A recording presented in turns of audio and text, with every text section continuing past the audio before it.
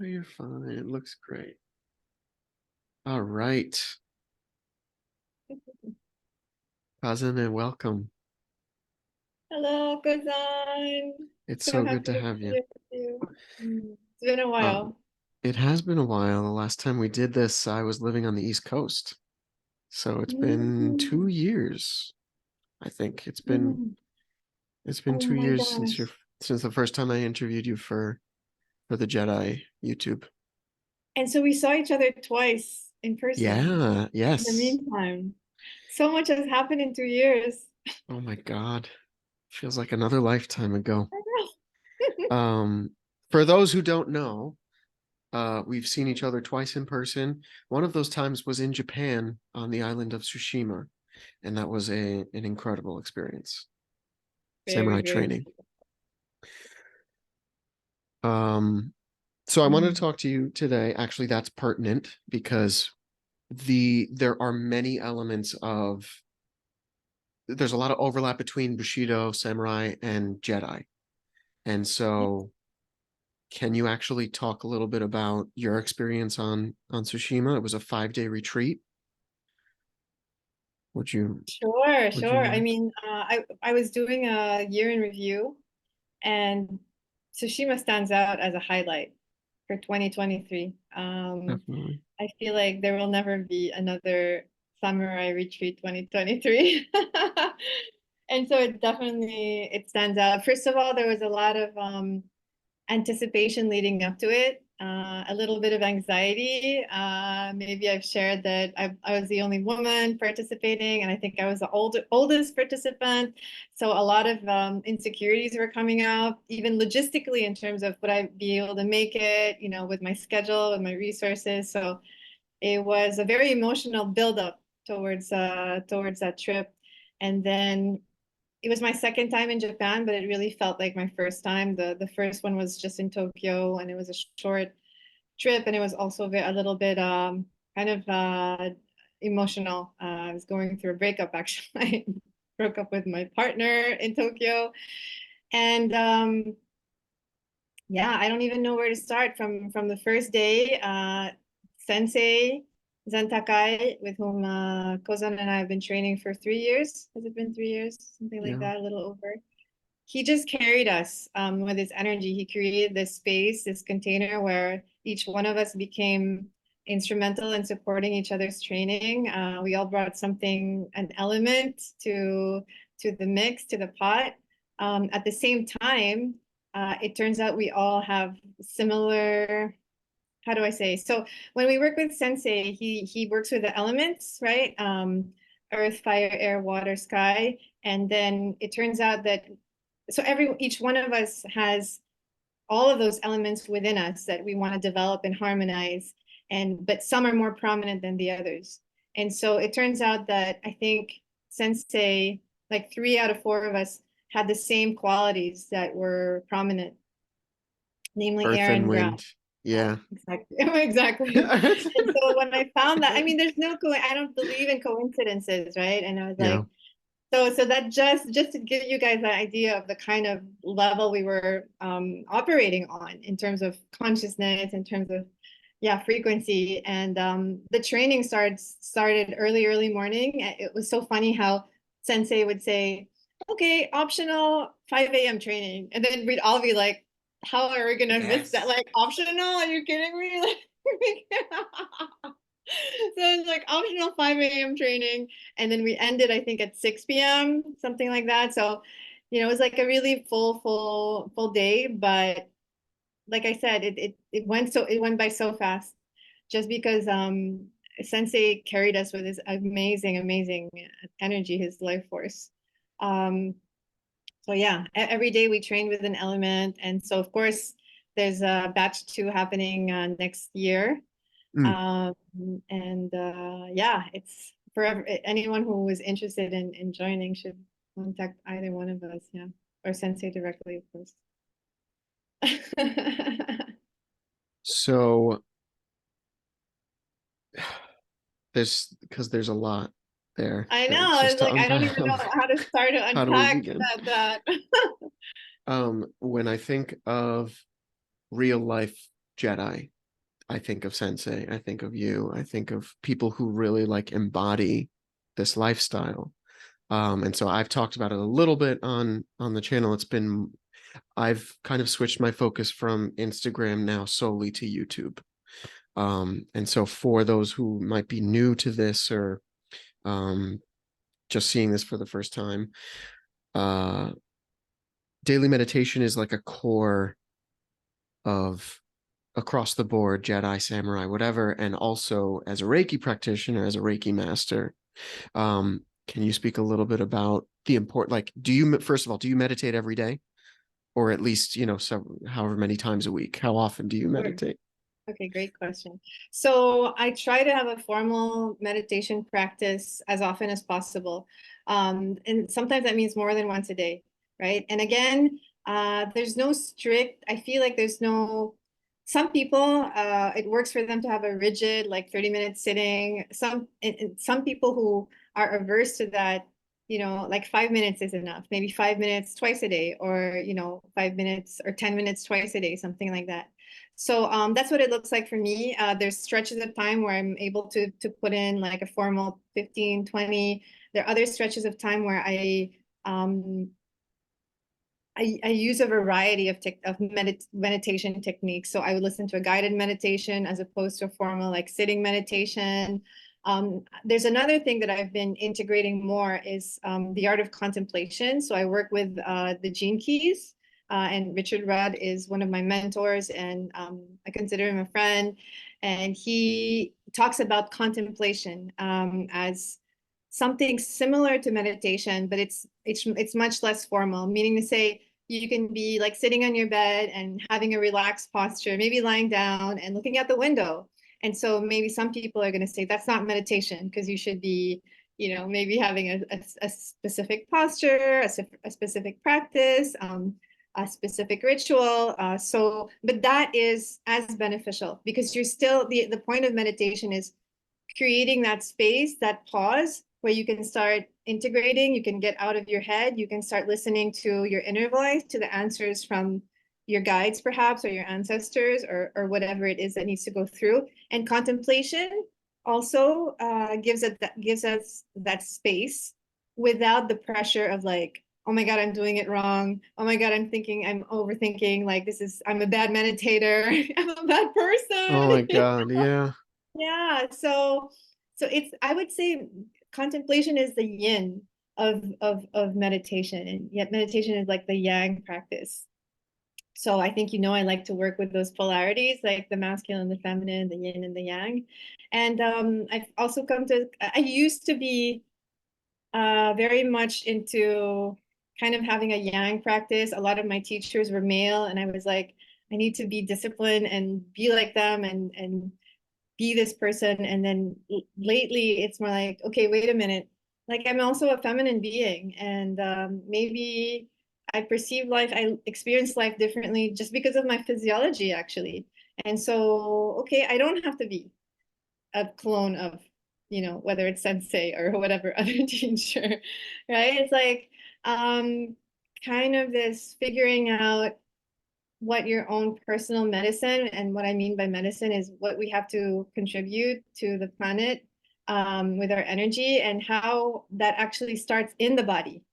And I love how Sensei, and also in Reiki, maybe Japanese tradition starting from China, of course, it's like we always draw into the hara, we always draw into the tantian, and that's like deep inside the body. It's not some outer space, it's not like on top of our crown chakra, like outside of our, no, it's like deeply, deeply, deeply rooted. And as a woman, that's also my womb space. That's like the place where this portal from the other world where I birth human beings, like, so there's so much there. Oh, I feel like I'm totally digressing. No, this is great. This is awesome. This is amazing. Um, I want to just say, like, I've been contemplating a lot on, like being what it means to be a Jedi. And I'm not as well versed as a lot of people, maybe as the audience is, but when I think of a Jedi, it's like there's a lot of alone time, right? There's a lot of loneliness. There's a lot of loneliness. And that's something that aligns with Bushido, especially Dokodo, which I've been Hmm. just contemplating a lot. And Dokodo is a path of being alone, right? So my question now, actually, now that I'm in a partnership, and I'm very recently in a partnership, it's like, can I still embody the Dokodo? Can those precepts still apply to me if I'm in a relationship? And how, if so, how? Like I can be alone and I can be with someone at the same time. Like, what is that going to look like for me? And same when you're a Jedi, you have your tribe, but at the same time, there are many times where you're alone facing your own demons, demons of your real demons and your internal demons, and you're really, really alone. So not only are you alone, but most of the time, the heroes, the heroines, they have little resources. That's They have that's almost so interesting. they have no resources, and I'm like, Yeah. wow, they like have to save humanity with no resources, like no, you know, yeah, no provision. Like how do you do that? So to that point, because I was actually working on this, like the Jedi Order that we see in the prequels and the films is this massive structured organization Yeah. with tons of funding behind it. Everything is Funding, taken yeah, care of, transportation, vehicles, right. clothes, equipment, training. But It's all taken care of, yeah, right? But yeah, all the but recent examples we see, so I know you haven't seen Ahsoka, but no. Luke, Ahsoka, and Ezra Bridger are the three basically like current Jedi in the films and Okay. series. There is no Jedi Order. They're just on their own. They have no resources, No, whatever they've got. And so that speaks to me a lot. It's like we're on our own, on you your know? own. You're on You just your have to own. be resourceful. It was a And it's really interesting blind point. faith. It's like in the Kabbalah, they say faith beyond logic. I think they say that, yeah. It's like, okay, you have nothing at to support you materially, but yeah, you got to make it happen. So wow. But even you were saying like in the earlier films how yes, everything's provided for, but still they find themselves in dire situations where they don't have access to that Absolutely. support, right? So it's Absolutely. there in theory, but in practice, you're thrown in the pit alone. Oftentimes, you don't have access to that support.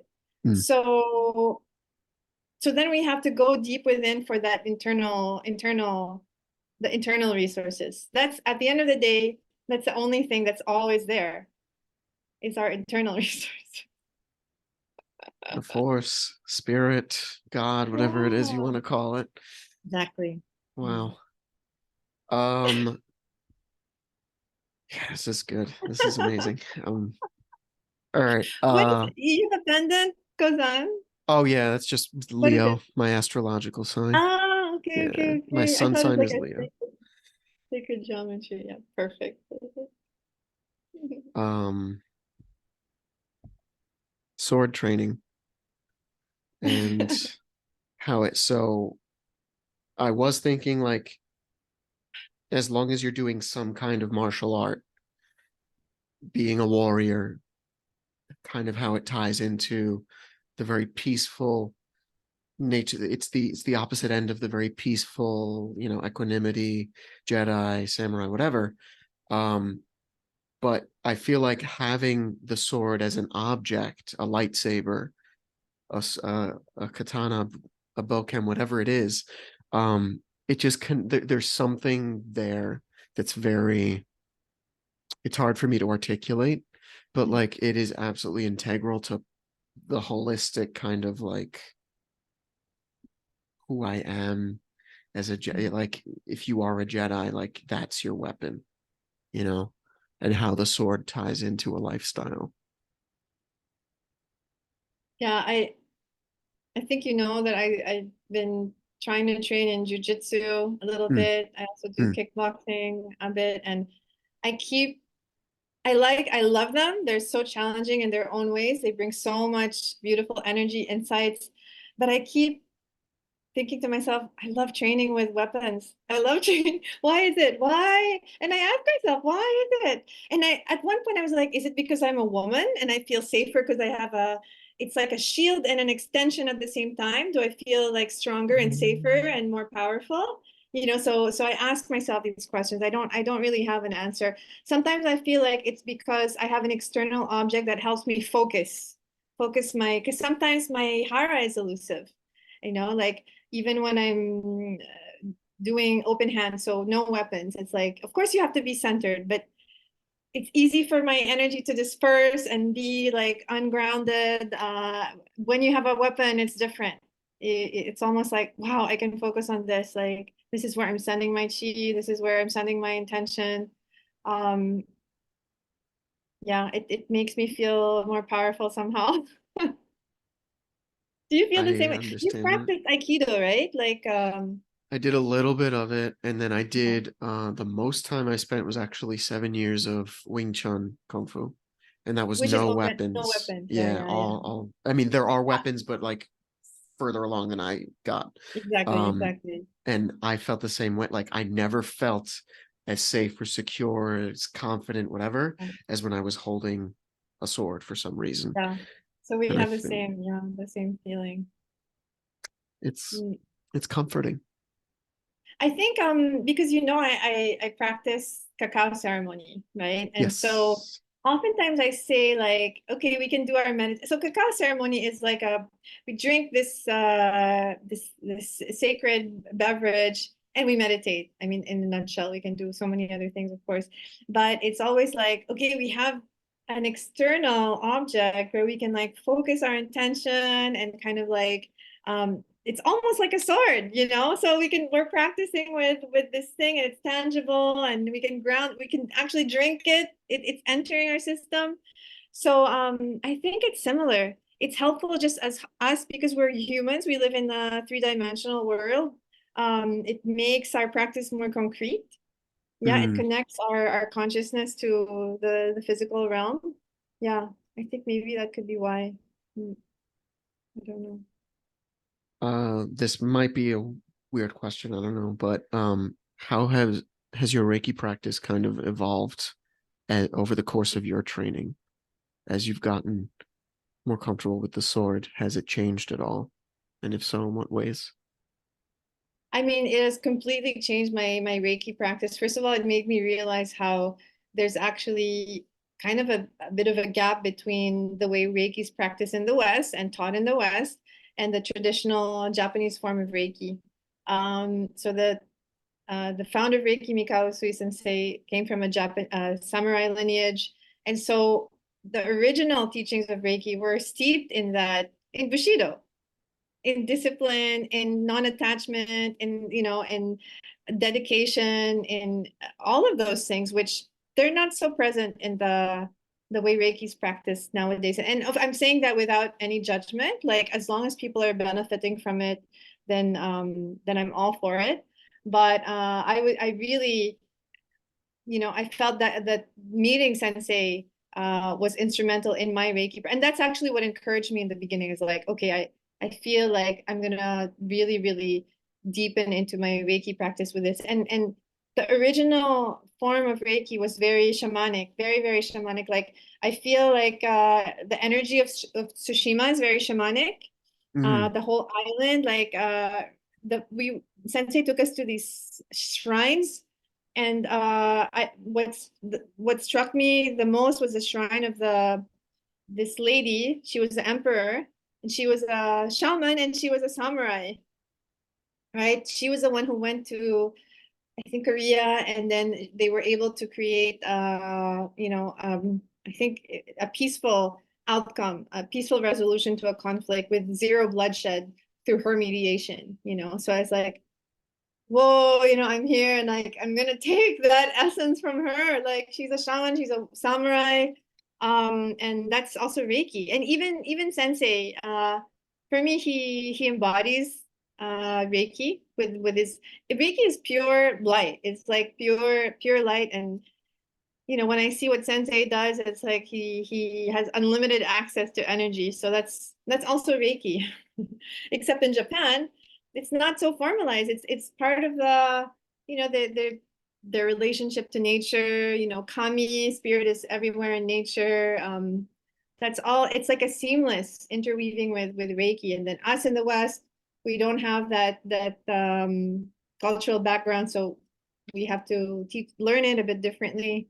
But yeah, it goes very, very deep.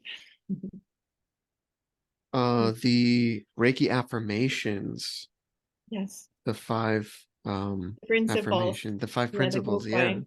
Mm. Um, can you explain those? Can you name Yeah, them? of course. So in Reiki, one of the fundamental parts of the practices is the Gokai. So go, meaning five. And so the five precepts, just for the day, I let go of anger. Just for the day, I let go of worry. I receive gratefully. I work honestly, and I'm kind to all. So yeah, those could be Jedi principles easily, right? It's That's acting what I from a was place gonna say. of inner peace. Yeah, I never thought of that. I love how The you bring Jedi that up. Code. Yeah. There's I love and it's that. five, the Jedi Code is five precepts as well. What is a Jedi code? Jedi Code is there is no emotion, there is peace, there is no ignorance, there is knowledge, there is no passion, there is serenity, there is no chaos, there is harmony, there is no death, there is the force. Oh, that's so Yeah, beautiful. Can you send I that to like me that one. later? Oh, absolutely. Beautiful. Absolutely. Yeah, so there's overlaps. There's definitely overlaps.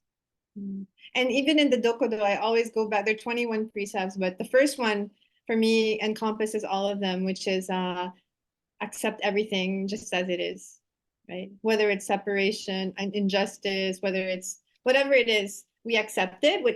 People get confused because they think accepting means not taking action, corrective action. But before we take action, we accept fully.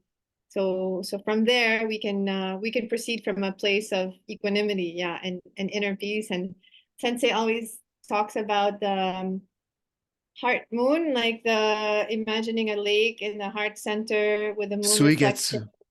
Yeah. Is it Suigetsu? Okay, yeah, Suigetsu. Yeah. My God, I love it. yeah. I Okay. love that image. Yeah. It's like yeah. So definitely. mm,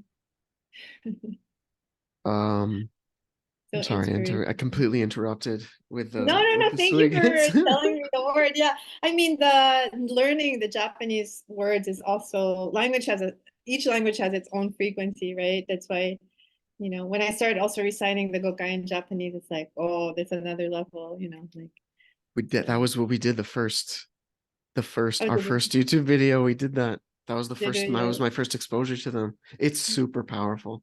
Yeah, Right? Yeah. absolutely. It's helped me in times of crisis. Like a few years ago, was it 2 or 3 years ago? There's a like a super typhoon here in the Philippines. I live in Cebu, and I was on the 15th floor, I think, of a building, and like there's stuff flying out the window, like rooftops and stuff. And I thought I was gonna die, and I was just like chanting the Gokai in Japanese really loud, and it really regulated my nervous system because I was gonna go into a panic attack, and I don't do panic attacks. Like I don't really have that usually. How lucky you are. Yeah. Um, but further to the point of the Dokodo and accept everything the way it is, but detachment specifically, and that it was I mean, being in a relationship, a long distance relationship is not easy. My partner is currently 7,000 miles away. Being, having something to ground and help remind me to stay detached has been super helpful. And so, like, it really is like, that's powerful. So I've had to really go through that process. Being single for 4 years, it's easier to walk the path of being alone. And so there was a point when I started dating my partner where I reached a an inner conflict, like there was a tension. And what I realized was that I wanted to practice detachment, but it's impossible to do that when you're like starting a relationship. Yeah. You can't be like falling, falling in love or whatever, and then be detached at the same. It's just, so I was really harming myself. That was the most, it's just not flowing. That's not flowing. And Jedi, Bushido is about flowing also. Mm. Well, Sensei's So married. Like it has to work, yeah, right? but I mean, married, I remember when we talked with Sensei about, courtship in Japan, and he was saying like, yeah, we don't express directly. We're very like, it's very, very subtle. So yeah, you can be married and detached, but this whole that when you're starting off really in the early phases of a relationship, there's so many chemicals involved. Like what are you gonna fight again? Going back to the body. And Sensei also says like our closest access point to nature is our body. I remember when he first told me that, it like blew my mind because I'm always like, oh, I need to train in a waterfall and I need to go to the mountains and la la la. And then he was like, you can be in the middle of, Tokyo or whatever and connect to the nature in your body. I was like, oh my God. Sometimes we make excuses like, oh, I'm going to meditate when I'm like there or something. But no, it starts now. So when I allowed myself to let go of that mental concept of detachment and then just be in natural sync with my own body and the chemistry that was flowing from the new budding relationship, then things were able to fall into place more easily and naturally, right? So the thing is, yes, we have our precepts to guide us, but what we don't want is to be stuck in the head. And we're air people, we get stuck here. Overthink. Yeah. Yeah. And so thank God we have ground element. So there are times where let's fall into our ground element. I easily get stuck in my head, and it's just harmful for everyone. Not just for me, but for people around me. Yeah. There's a lot of overlap. We have a lot in common. Yeah. Wow. Would you mind pulling us a card Oh my gosh. or three and Can I explain share? your Can I deck? share? Please, please. Okay, so I started working with Oracle cards, including in tarot. So the difference is tarot is like a system with a set number of cards, and each deck has similar, pictures and symbolisms, right? From archetypes. Then oracle decks are more like free flowing. And so they can be themed around different things. So I recently created one, co-created one with a friend. Yeah, it's called Reikido. And so Reikido is a term I may have coined. I Googled it and I didn't really find a lot of information on it. Do means path, right? And so the path of Reiki, and again, it's inspired by Sensei's practice because he would tell us in Tsushima, he would say, training starts when you open your eyes in the morning. And so I think that's the path. That's when you're in the path. And same when you're a Jedi, actually training doesn't stop, right? Or your embodiment doesn't stop. Even in Tsushima, we were encouraged to sleep with our swords above our heads. Yeah. Swords were like a portal so we could get messages from spirit to help us on our Bushido path. So yeah, so again, I'd like to talk about portals, and so this is one of those. Um, and then these are the cards. Yeah, I picked a few cards for Kazane. Maybe I can pick three. Okay. Please. So message for our viewers Yeah. who want to follow the path of the Force, how to allow more Force into our life, maybe.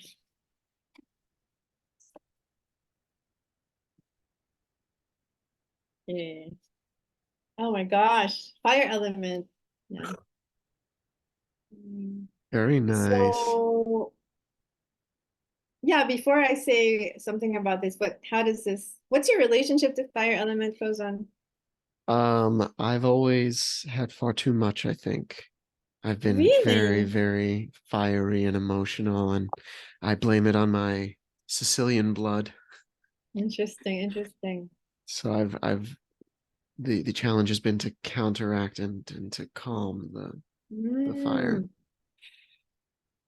So I think I used to be like you when I was younger, and then there came a time where I started suppressing it. And so in Tsushima, Sensei would tell, or even before Tsushima, online classes, like Sensei would ask me to really access that fire, and I couldn't. I really, really couldn't. And so what's interesting is that my partner he's a water sign, but I think he has a strong fire element, and he actually was able to help me um, just trust my fire because I think it was a fear issue. Yeah. So ever Um, since I've been spending a lot of time with him, like I've been really accessing my fire element. I think it's because I also martial arts helps in different types of martial arts. Definitely. So yeah, it's asking, really asking. Fire is very transformative. It's transformative. It has that forward movement, and um, we just have to learn to not fear it and just control it, master it, and then it can be so beneficial to our journeys, our healing journeys. Yeah. Okay. Okay. Oh my gosh. So the second one is Kurama Yama, Mount Kurama in Japan. This is near Kyoto. So after Tsushima retreat, I actually had a Reiki retreat.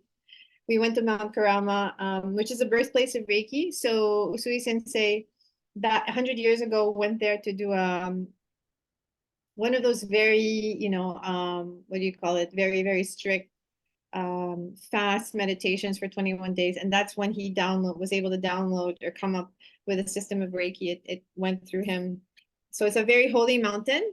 Um, and actually every October, I was supposed to go last October, but probably next October is gonna happen. So they have a fire festival on Mount Karama.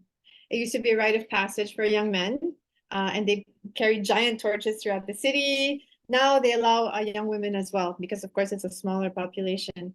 But yeah, so Mount Karama is about birthing, about origins, about going back to the source, about finding that peace, that inner peace that we have access to, like I said earlier, that nature that's within us, that we don't have to go to this mountain, fly to Osaka, and take the train and all that to access it. But of course, it's nice if we can, but it's also accessible when we quiet our minds.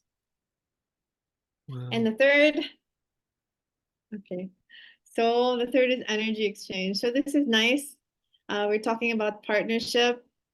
And so, yeah, learning to be with people, even if we're on a solitary path a lot of the time, even when we're in a relationship, there's still a lot of space, a lot of aloneness, even if you're living with some, not even when you're in a long distance relationship, but many of us, yeah, I'm not talking about being lonely in a relationship, which is not the best, but Yeah.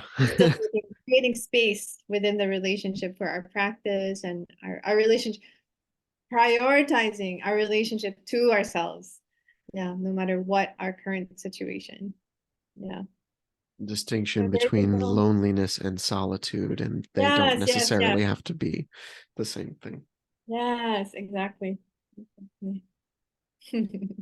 Um, so you can send me links and I will put them into the description. If people want to Sure. work with you, what is the best way for them to do Yeah, that? so I'm active on Instagram. They can message me there. That's Okay, fine, or by email, and they can also order a deck if they want on Etsy. I'll give you the Etsy shop, which delivers internationally. Yeah, thank you so perfect. much. Well, thank you very much, Kazane-san. It's been a You're so pleasure as welcome. always, Likewise. and we will see you next I'll see you time. for our next sword training. Yes.